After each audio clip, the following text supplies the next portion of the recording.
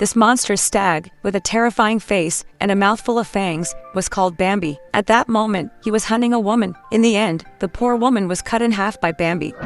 Bambi once lived carefree in the forest with his mother. One day, greedy poachers entered the forest. A single gunshot killed Bambi's mother. After countless hardships, Bambi finally grew up healthy and raised the next generation. However, tragedy struck again. A truck from a local company, Unforgettable Pharmaceuticals, fatally ran over the doe while transporting toxic waste. In the ensuing panic, Bambi's offspring disappeared. Devastated, Bambi drank from a river contaminated by the toxic waste. The chemicals caused a horrific mutation in its body, turning it into a ravenous creature bent on revenge. Unaware of all this, a young woman named Zana sat in a taxi, ready to take her son Benji to visit his grandmother. Halfway down the road, a massive stag suddenly appeared in the middle of the street. The 2-ton vehicle was lifted and flipped by the stag's antlers. Because Zana and Benji sat in the back, they were unharmed. But the driver's leg was pinned by the twisted metal, and he couldn't escape. Even worse, the stag did not leave. It stomped the car again and again with its hooves. As the vehicle started to collapse, Zana apologized to the driver, then pulled Benji out from the other side. Only after running more than 30 feet, she dared to look back. The giant stag now stood on the overturned car, screaming wildly at them, its mouth full of sharp fangs.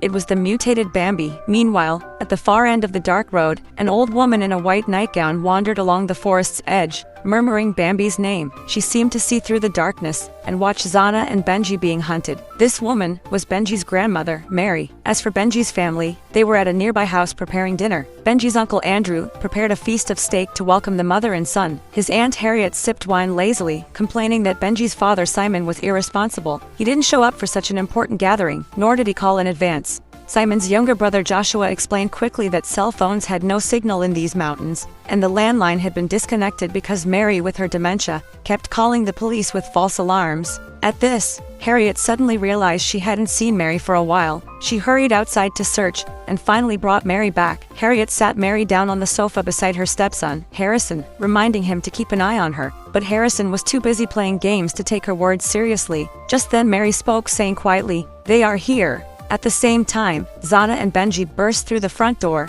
panting from their desperate run. It seemed Mary's dementia had some ability to foresee the future. Quickly, Zana recounted her terrifying encounter. Andrew, calm and steady, suggested they stay home until dawn and then call the police. Joshua thought Andrew was heartless. The poor driver was still trapped in the car. The sooner they called for help, the sooner he might be saved. He grabbed his coat and went out, looking for a signal to call for help. Elsewhere, 3 bounty hunters searched the woods with rifles. They had been hired by Unforgettable Pharmaceuticals to capture Bambi and bring him back for money. But instead of Bambi, they found the overturned car. The driver was gone, likely inside Bambi's stomach. While rummaging through the wreck, they discovered Zana's dropped phone. They figured its owner had been attacked, so by following the trail, they might capture Bambi. Excited, they raised their guns and tracked Zana's path.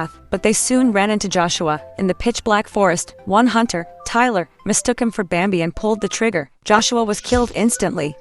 Meanwhile, in the living room, Mary began drawing frantically in her sketchbook. Every picture showed an enormous stag. Benji frowned at the sketches. The more he looked, the more it resembled the creature that attacked them. Mary walked to the window, staring outside without blinking. Soon the lights outside flickered. A dead bird suddenly fell. Benji cried out for Zana. She rushed over, just as Bambi smashed through the window and stormed into the living room.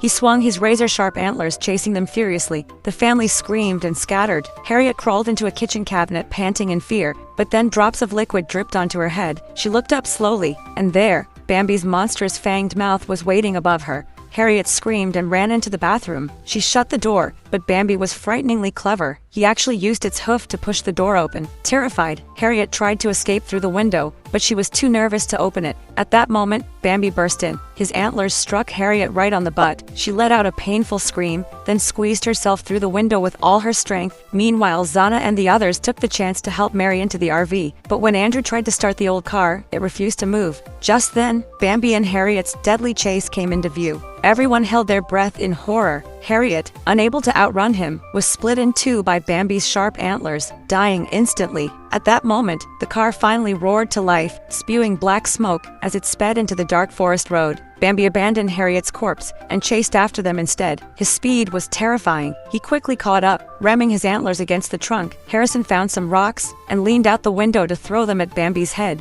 but the attack did nothing. It only made Bambi angrier. It charged faster, soon running side by side with the car. Harrison panicked, locked the window, and scrambled back to his seat. At the same time, Andrew struggled with the gear shift. It was stuck and wouldn't move. Zana quickly reached out to help. Together they finally forced it into fifth gear. The old car shot forward at full speed, slowly leaving Bambi behind. Meanwhile, the three hunters who had mistakenly killed Joshua kept following the tracks. They arrived at Mary's house, which now looked like a demolition site, with Harriet barely clinging to life. Excitement lit their faces. Bambi had to be close. On the other side, Andrew drove along the forest road for over 10 minutes before they had to stop again. A huge log blocked the way. They all got out to tie ropes and drag it away. Only Zana, Benji, and Mary stayed inside the car. Then, from the end of the road, a terrifying roar echoed. Bambi was coming. Benji panicked. Without thinking, he slammed his foot on the gas. Unfortunately, the rope was still tangled around Andrew's leg. He was yanked down, dragged across the ground, his flesh scraping into bloody shreds. His screams echoed until he finally died.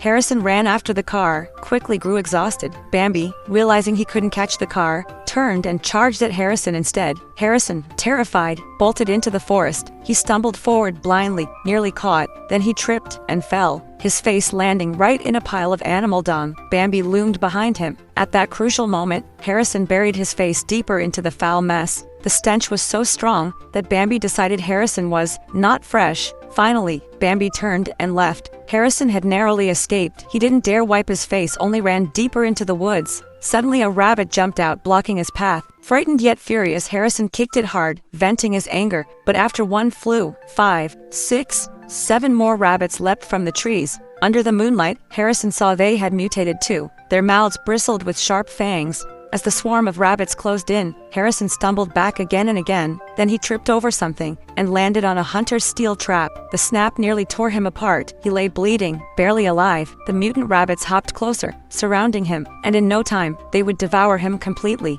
As for Benji, he kept dragging Andrew along until the car finally ran out of gas. Only then did Zana remember that Andrew was still tied to the back. She rushed out to check, but Andrew had already been dragged into half a body. There was no saving him. At that moment, Mary, who had dementia, suddenly became clear-headed. She stepped out of the car by herself and walked straight into the woods, muttering, "Death, death," over and over. Just as Zana pulled Mary back, Benji noticed something on the ground. He lit a flare. By its red glow, they saw the ground was littered with bones. They had accidentally stumbled into Bambi's lair. Terrified, Zana grabbed Mary and Benji and hurried back to the road. Luckily, they soon encountered a passing car. Zana flagged it down, begging for help, but the driver was none other than Michael, the leader of the hunters. He had seen Harrison's death by rabbits through the surveillance cameras and had come here on purpose. Michael took them to a den. As the car stopped, footsteps came from the shadows. Michael pulled out his gun, ready to shoot, but the figure stepped out quickly, greeting him. Seeing it was another professional hunter, Michael lowered his weapon. That man was Benji's father, Simon. It turned out Simon hadn't returned home because he was after Bambi's massive bounty. He had been secretly planning in the forest. Only when he saw his wife and son did he finally show himself, but the couple immediately argued again. Zana blamed Simon for dragging them all into this nightmare, causing most of their family to die, and still refusing to call the police. Simon argued back if they called the police, his plan would be ruined, and he might even end up in prison. While they quarreled, Benji noticed something. 2 hunters, Tyler and Eddie, were abusing a caged fawn. That young fawn was Bambi's missing offspring. The hunters carried it quietly into the woods, hoping to use it as bait to capture Bambi. Just then, Tyler felt the urge to pee and wandered off, but Bambi had been waiting nearby. He darted forward silently. With one upward thrust of his antlers, he tore Tyler's head clean off. When Eddie realized Tyler was gone too long, he went to check. Instead, he found Tyler's corpse. He vomited in terror, knowing Bambi was near. Panicking, he ran to the car, but as soon as he climbed inside, Bambi's monstrous head smashed through the glass and lunged at him. Eddie was brutally killed on the spot. Meanwhile, Benji, feeling deep sympathy for the fawn, waited until the hunters were gone, quietly opened the cage, picked up the little deer, and held it in his arms. Michael, watching the monitors in another room, saw Benji's actions ruin his plan. He immediately grabbed his gun and rushed out. At the same time, Zana realized Benji was missing. She stopped arguing with Simon, calling out her son's name, and searching everywhere. But what she found instead was the hunter's hidden stash of corpses.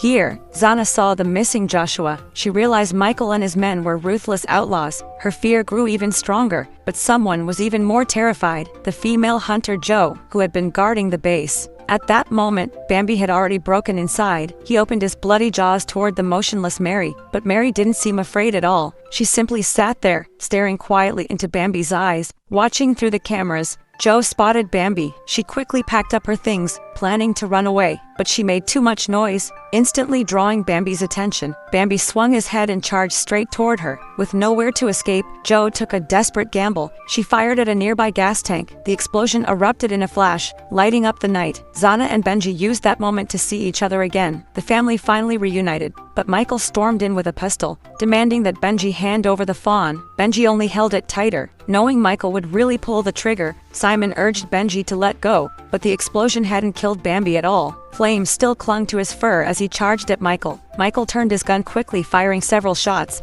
but Bambi ran straight through the bullets, slamming into him and vanishing into the forest. Michael's phone dropped to the ground. Zana bent down to grab it, but Simon snatched it first. Then the terrifying Bambi returned, his eyes locked on the fawn in Benji's arms. At the crucial moment, Simon, afraid of prison, abandoned his wife and son. He ran off with the phone. Zana understood Bambi's true target was the fawn, so she placed it gently on the ground. The moment the fawn landed, Bambi calmed down. He didn't attack Zana at all. Instead, he leaned down and licked the fawn's head. Just then, Michael, covered in blood, crawled back up. He aimed his gun for a sneak attack. The bullet hit Bambi's vulnerable belly. Bambi let out a mournful cry and fell to his knees. As Zana sank into despair, Mary suddenly appeared like a warrior, holding a shotgun. She fired once and killed Michael instantly. As for Simon, who had fled earlier in a car, he soon discovered a strange rabbit had appeared inside. Sensing danger, he reached for the door, but the rabbit leapt onto him and bit through his neck in one savage snap.